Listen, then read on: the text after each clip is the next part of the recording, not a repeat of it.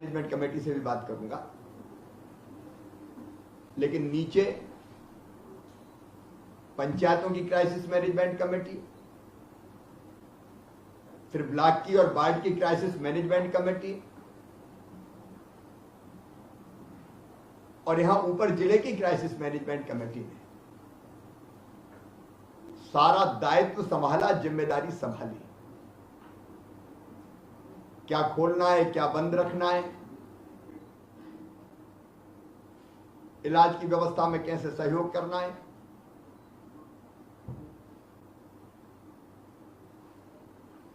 जनता को कैसे एजुकेट करना है, वो सारे काम आपने किए। मैं उसके विस्तार में नहीं जाना चाहता। और इसके कारण हमारी एक अद्भुत टीम बन गई। जिले की टीम, ब्लॉक की टीम, गांव की टीम, जिसने कोविड नियंत्रण की सारी जवाबदारियां संभाली। और हमारे क्राइसिस मैनेजमेंट कमेटी की चर्चा, उनके काम की चर्चा, कोरोना संक्रमण को नियंत्रित करने की चर्चा पूरे देश में हुई है। पूरे देश में मध्य प्रदेश मॉडल के नाम से इसको जाना गया। ये जनता का, जनता के लिए, जनता के द्वारा मॉडल था। और आज आप जानते हैं बहुत सुखद स्थिति है मध्य प्रदेश में। आज तो 236 ही पॉजिटिव केस आए हैं। 274 है कि 274, 274, और उनमें भी 20 जिले ऐसे जहां एक भी पॉजिटिव केस नहीं है, शून्य है। केवल दहाई की संख्या में 3 जिले बचे, एक इंदौर, दूसरा भोपाल और तीसरा जबलपुर। जबलपुर भी 13-14 के आसपास, 15 के आसपास।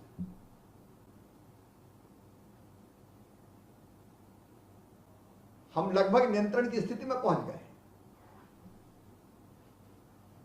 और पॉजिटिविटी रेट की अगर बात करें तो आज 0.3% के आसपास पहुंच गया। 0.3%, शायद देश में सबसे कम।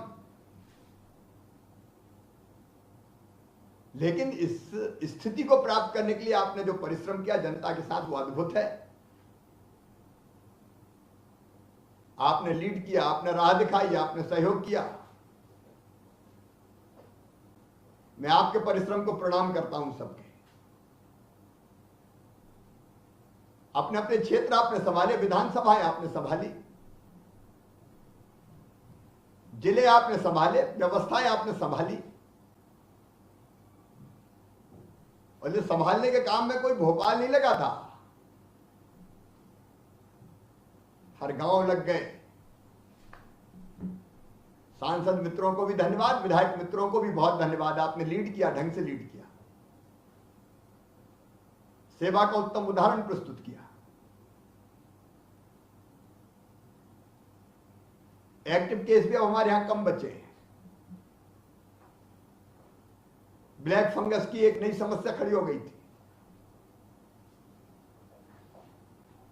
अब उसके इलाज की भी पूरी उपयुक्त व्यवस्था बन गई है। आज एक तो धन्यवाद देने के लिए बुलाया, लेकिन दूसरा, क्राइसिस मैनेजमेंट कमेटी का काम खत्म नहीं हुआ। यह हमारा ऐसा ढांचा बन गया है, ऐसा संगठन बन गया है जिसको हम बनाए रखना चाहते हैं।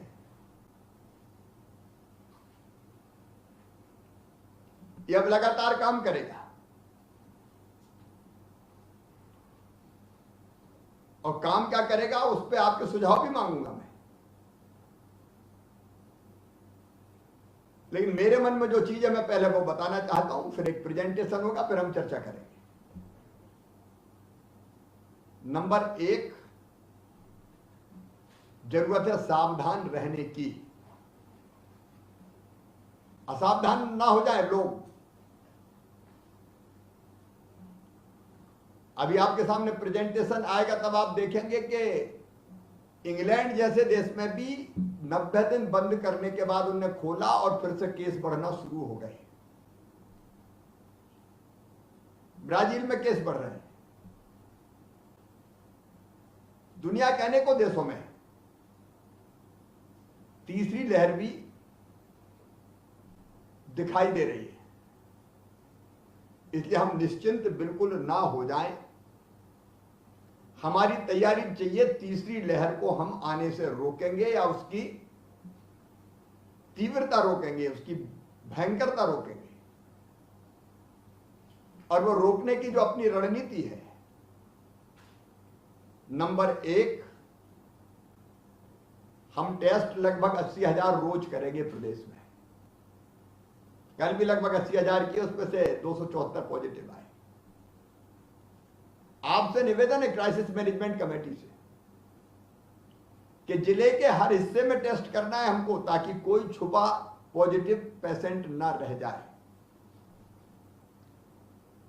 ईमानदारी से टेस्ट हो, आरटीपीसीआर की संख्या ना घटे। एक टेस्ट करना है, उसमें आपका सहयोग चाहिए। या बाद में जब निश्चित हो जाते तो लोग टेस्ट कराने से भी इनकार करते, लेकिन आप एजुकेट कीजिए कि आप टेस्ट जरूर करवाइए।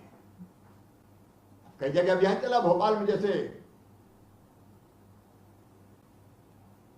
हाथ ठेले वालों को मतलब रैंडम टेस्ट, सबके को कुछ अलग अलग वर्ग जितने हैं। दूसरा काम हम करेंगे, टेस्ट में पॉजिटिव आए, जैसे 274 आई यार, तो वो अपने प्रदेश में ही है 274। तो हम 274 में से प्रत्येक की कॉन्ट्रैक्ट ट्रेसिंग करेंगे। कॉन्ट्रैक्ट ट्रेसिंग का मतलब है जो पॉजिटिव आए हैं उन पॉजिटिव के संपर्क में जितने लोग आए उनकी भी हम टेस्ट करेंगे, ताकि उसमें से अगर कोई संक्रमित हो जाए तो हम उसको पकड़ पाए। चौथी चीज, तीसरी चीज, जो पॉजिटिव है अभी भी, उसको हमको आइसोलेशन में रखना है। वो एक भी केस आए, आइसोलेशन में घर में जगह हो तो घर में रखें, नहीं तो कोविड केयर सेंटर अपने चलाएंगे, हम वहां रख देंगे। वहां उनकी देखरेख भी हो जाएगी और वो दूसरों को संक्रमित भी नहीं कर पाएंगे। और चौथी चीज जिसमें आपका सहयोग चाहिए, किल कोरोना अभियान अपना चलता रहेगा। गांव में सर्दी जुकाम बुखार, पिछली बार हम धोखे में रह गए, कई लोग पीड़ित थे और बताए ही नहीं, उसके कारण समस्या भयंकर हो गई थी। और इसलिए जहां सर्दी जुकाम बुखार है वहां तत्काल दवाई, जैसे अपन ने अभी दी है। तो तीसरी लहर अगर आने से रोकना है या उसकी भयंकरता रोकना है, देखो मैं और आप हम सब चाहते हैं कि अब दुनिया चले, बाजार खुले, व्यापार हो, काम धंधे चले, तो वो भी चलाना है, लेकिन उसके साथ साथ संक्रमण को नियंत्रित भी करना है।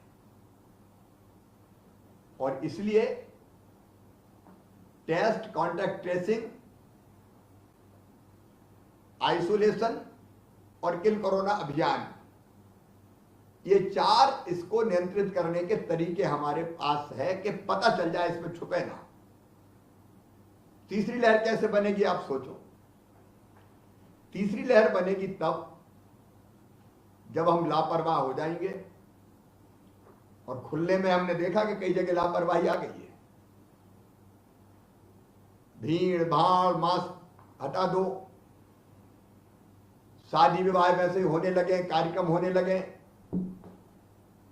तो एक जो संक्रमित है वो 10 को करेगा, 10 100 को करेगा, 100 1000 को करेगा, और धीरे धीरे फिर लहर बन जाएगी। और रोकने का तरीका यही है कि एक, पता करते रहें जो मैंने अभी बताया, और दूसरा कोविड के संक्रमण को रोकने के अनुकूल व्यवहार, और उसका रामबाण है मास्क। मास्क अगर ढंग से लगा है तो नहीं हो सकता, संक्रमित व्यक्ति नहीं हो सकता। प्रधानमंत्री जी ने कई बार कहा 2 गज की दूरी, उसमें लापरवाही ना हो जाए, हाथ साफ करते रहना, और इसके साथ सबके लिए नियम बनाए क्राइसिस मैनेजमेंट कमेटी, मेरा निवेदन है। दुकानदार का आचरण क्या रहेगा, दुकान खोले, लेकिन मास्क दुकानदार ने लगाया कि नहीं, दुकान के सामने गोले बने हैं कि नहीं, ज्यादा ग्राहक आए तो दूरी पे खड़े हैं कि नहीं। तो ग्राहक क्या करेगा, दुकानदार क्या करेगा, सड़क पे जो चलने वाले साथी है उनका व्यवहार क्या रहेगा, कोई शादी विवाह है तो वो कितनी संख्या में होगा, कार्यक्रमों के बारे में क्या सोचना है हमको, क्योंकि कार्यक्रम अगर शुरू हो गए तो फिर संख्या बढ़ने लगेगी। लेकिन अपन चाहते दुनिया भी चले तो क्या क्या सोचे उसके बारे में। ये क्राइसिस मैनेजमेंट कमेटी को सोचना भी और करवाना भी है, जिम्मेदारी हम सबकी है। लेकिन इसका मूल बिंदु है कोविड के संक्रमण को रोकने के अनुकूल व्यवहार, ताकि संक्रमण रोक भी पाए और दुनिया चलती रहे। क्या मध्य प्रदेश को इसमें मॉडल बना सकते हैं हम कि दुनिया चलाते हुए भी हम कोविड के संक्रमण को ना बढ़ने दें। 100-200 केस आते रहे तो हम पकड़ के उनको वहीं के वहीं रोकते रहे। जहां केस आ गया वहां माइक्रो कंटेनमेंट एरिया बना दो, दो घर है तो 2 घर रोकना पड़ेगा हमको, इसमें थोड़ा बेरहम होना पड़ेगा।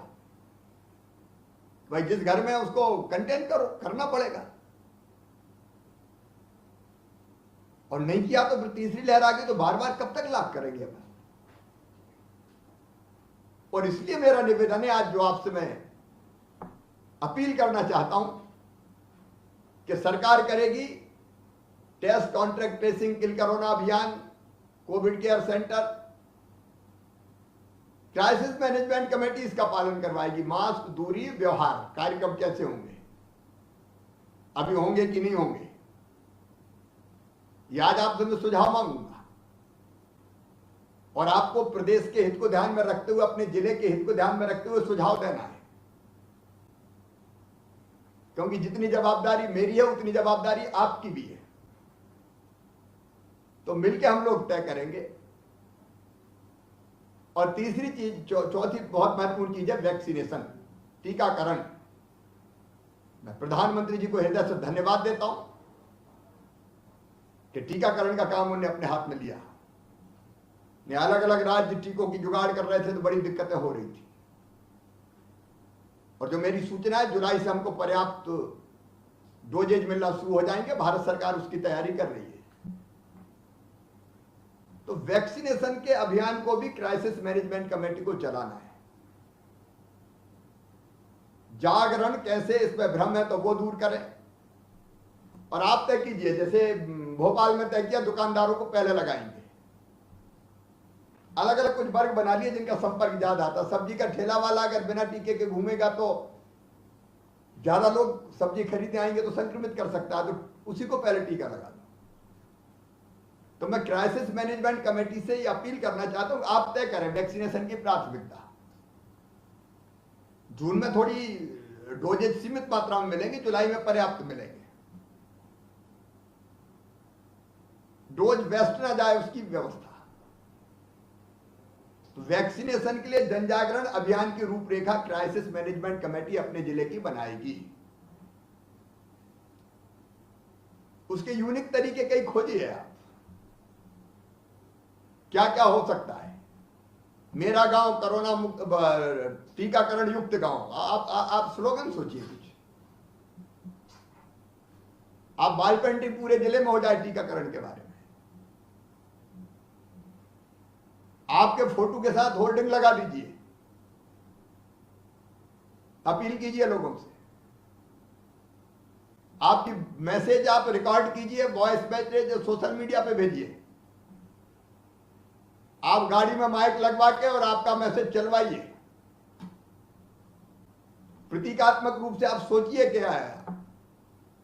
अपने क्षेत्र में आप कहीं शहर, कोई नगर है तो उसमें लोगों के साथ नहीं, 4 लोग पैदल चलेंगे, आप जागरण करेंगे, 5 किलोमीटर पैदल जाएंगे टीकाकरण के जागरण के लिए आप, और अपील करेंगे टीकाकरण करवाओ और कोविड एप्रोप्रिएट बिहेवियर करो।